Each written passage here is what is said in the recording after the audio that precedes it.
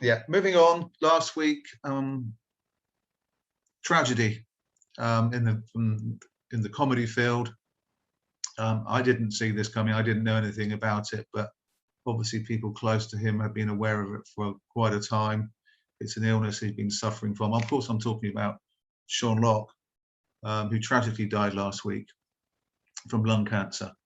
And I have to say, I've been watching clips of Sean every day since, over and over in some instances, because it's just, sometimes it's really difficult, isn't it? If somebody dies, you think, oh, I don't really want to see that now. I need to give myself some time. And I thought that was going to be how it was for me.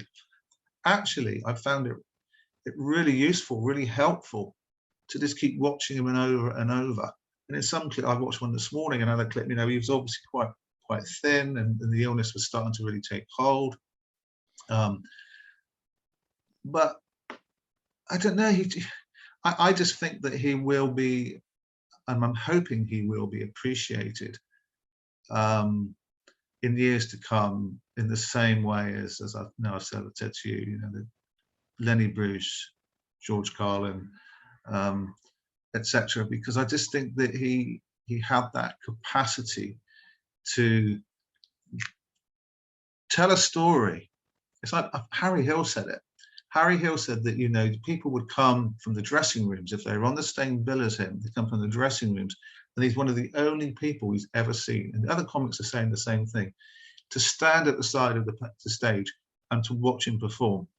And the reason is, Harry said, is that almost every comic, doesn't matter who it is, you sort of could guess where it was going to go before they got there. And I guess there's members of the audience possibly, but certainly with the comics who trained and done their routines. But he said with Sean, just when you thought you knew where he was going, he'd take you off at a sharp angle, and he'd end up somewhere completely different. And he said that was his genius. You just didn't see it coming. How was your perspective on Sean? Because he was such a popular comic. I mean, they had to just was so many people gutted. Very sad. Yeah, gutted to lose him, and very sad. Amazing, rather unique comic. Obviously gained a lot of popularity the last few years that he's been on 8 out of 10 Cats and does Countdown and so forth. But he's been around a fair old time. I think he was 52. I think. Was he 52? No, he's 58. Oh, sorry, 58. 58. Yeah. Right. So very young, and one of those, obviously one of those rare comics that combined a lot of different types of humor into one thing that was very uniquely his own. So he was capable of biting political satire. He was capable of wonderful sort of mocking of power and authority that's desperately needed in society, combined with that wonderful ability that people like Paul Merton, but also Eddie Izzard have, which is very to be very surreal, to come out with very surreal comments and imagery. And I mean, one of the montages of him that's been shared a lot the last couple of weeks, and I'm sure lots of the viewers have seen it, is where he's describing himself, and he sort of says, if you look up me in the dictionary, it's not really words. I think I'm best described as more like a fragrance. Yes. It's bizarre. And although it sounds, as he's doing it, it sounds like he's saying it in an almost conceited way. If it was almost anyone else, you'd think saying what he said there, in that little piece he did, was almost conceited. But with Sean Locke, it's the opposite.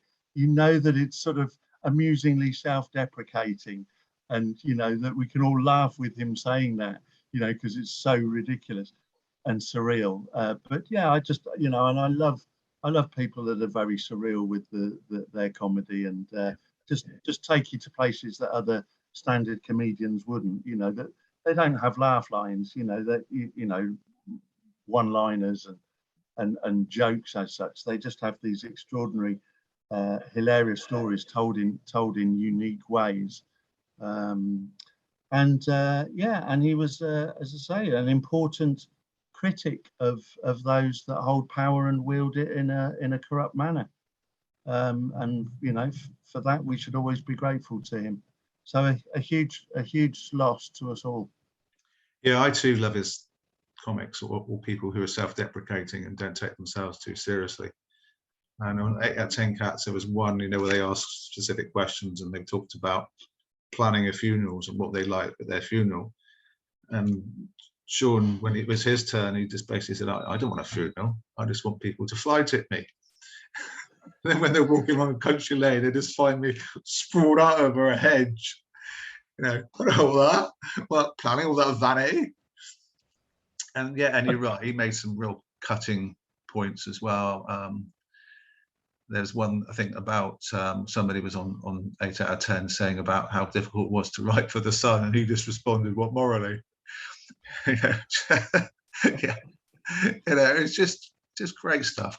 His brain sort of worked at that really fast rate that probably comes from years of experience, but also, you know, he worked on a building society. You know, when he left school, he went on a building society that I think his dad run. He got skin cancer because of his exposure to the sun at the time, and which he got over.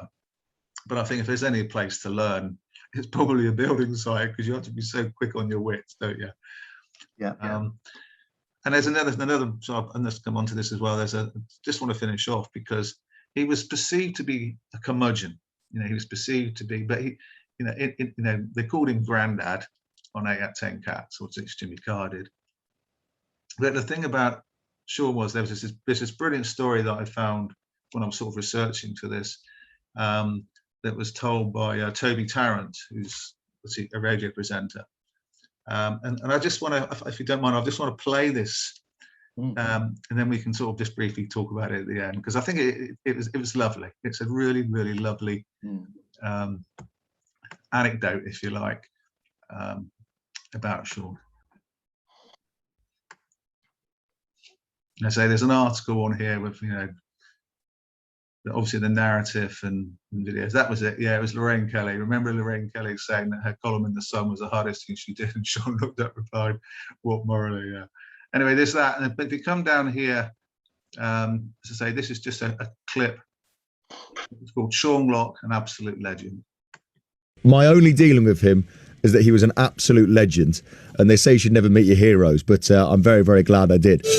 So yeah, I touched on it a few moments ago, but I'm sure that you've seen the very, very sad news that one of Britain's most loved comedians, Sean Locke, sadly has passed away at the age of just 58 as well. And of course, everybody here at Radio X's thoughts go out to his friends and family. Lovely reaction to him all across Twitter yesterday. I know Twitter at times can be a absolute cesspit, but when things like this happen, it's a really nice place. The reaction from comedians was just that he was an absolute genius, that all the comedians basically wished they were as funny as Sean Locke. I also think it's very sad when artists, you know, musicians, comedians, actors, whatever, when they pass away at age as young as 58 in this example, we'll never know the stuff that they left, the stuff that we will never get to know because their brain hadn't produced it yet. The amazing jokes that Sean Locke would have created, would have written, would have off the cuff said on 8 out of 10 Cats. We will never get to hear them. We just have to be very, very grateful for all the laughs he gave us and all the stuff that he left behind. And I absolutely loved him from the first time I saw him back on 8 out of 10 Cats years and years ago. Vin and I were just talking about it when it was Dave Spikey at the start was the other team captain, and then it was Jason Manford. So I was obsessed with him from day one. I loved 8 out of 10 Cats with Dave Spikey and Sean Locke from very day one. And so about 10 years ago, and I put this out on social media yesterday, about 10 years ago, on Channel 4, they did a comedy roast of my dad. And I was very excited about it, as you'd imagine. And the lineup was great, and it was everyone. Jimmy Carr, Jack Whitehall, you name it. But the name that I was most excited about was Sean Locke. I was so excited, and my dad knew that I was a massive fan of his. So we went, my whole family went. Dad got absolutely caned by all these comedians. It was very, very funny. And Now, Sean Locke's reputation and his whole act was for being a very prickly, grumpy character. And so we were backstage afterwards in sort of the VIP green room having a few drinks and stuff. And I spotted Sean Locke and I loved him. I was worshipping him at this point. And unbeknownst to me, my dad had gone over to him and gone like, my son's a huge fan of yours. Okay. And he went, oh, really? I'll go talk to him. So I'm just stood there chatting to my brother-in-law Adam at the time. We're having a beer chatting, and literally Sean Locke just sold us up to us, and I'm there going, oh my god, oh my god, oh my god. And Sean Locke goes, hiya, Sean, and I go, hi. I go, yeah, I know. And I went, I'm Toby. And he goes, yeah. He goes, your dad said that you're a massive fan. He goes, well, seeing as I've just spent the last hour laying into your father, the least I could do is, here, give me your phone. Typed his phone number into my phone. He goes, there's my number. Just text me if ever you want tickets. Oh, wow. And that's a nice touch, which was isn't it? so this reputation of him being prickly and grumpy and stuff, it goes to show, I mean, in my one and only dealing with him, that he was absolutely lovely. So I was like, wow. I mean, he walked away, I looked at my brother-in-law, I was like, Sean Locke just typed his number into my phone. And so it was one of those where, 4 numbers here. yeah, exactly, yeah. I mean, I'm used to getting fake numbers from women, but not Sean Locke, you know. So normally I'd be far too polite, but I was like, you know what? I've got Sean Locke's number here. He said get tickets anytime. So I was at uni at the time when he was doing a show in Birmingham, and I just went, don't ask, you don't get. Yeah. So I texted him going, hiya, you won't remember me. I'm Toby. I'm Chris Tarrant's son. You said that if I could ever get tickets, I'm really sorry, blah, blah, blah. I said this nervous text. 5 minutes later, yeah, no problem. Just go to reception. There'll be a couple of tickets with your name on it. Great. So I was like, what? So I went, sure enough, went to see him. It was his first DVD, Sean Locke Live. And I was like, this is incredible. So I was like, am I taking the mick here? A few years later, he announces another tour. He's at Dorking Halls. And I go, oh, my sister loves Sean Locke now as well. Send a text. Yeah, no worries. 2 tickets at the front with your name. So I got to see him live twice, thanks to him giving me his number. So my only dealing with him is that he was an absolute legend. And they say you should never meet your heroes. But I'm very, very glad I did. The Chris Moyle Show. So I thought that was a lovely sort of place to fall off, really, to move on from Sean, because it's just it shows how you can have this personification that in terms of the public, but actually when you actually find out what people are like and then close up, they can be like that, of course. We know there's lots of comics that would just sooner walk out the door and not have to talk to anybody. But obviously in this instance, that wasn't the case. Just a lovely bloke. Yeah, and it was a lot of people are going to miss him a hell of a lot. I think when you, I don't know about you, but when I have lots of heroes, whether they're sporting, musical, actors, whatever, that are heroes, heroines. And for me, when you find out, if you hear anecdotally that they're sort of unfriendly or mean or have some sort of character flaw, it's I'm always saddened by that. Yes, definitely. But definitely. For me, there's something absolutely lovely and heartwarming about discovering that a celebrity of some sort that you admire is a truly wonderful, kind, generous, or compassionate person. When you find that out, it just really makes you love them 10 times more. And yes, there's so many examples. I mean, obviously, Marcus Rashford is probably our greatest example. We all recently discovered that he's committed to giving to charity more than he's ever earned in his life. It's extraordinary.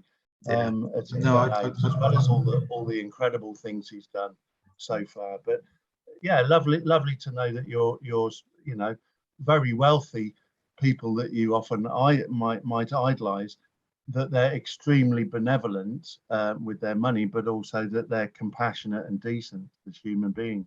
Yes, definitely. And that is a brilliant place to finish.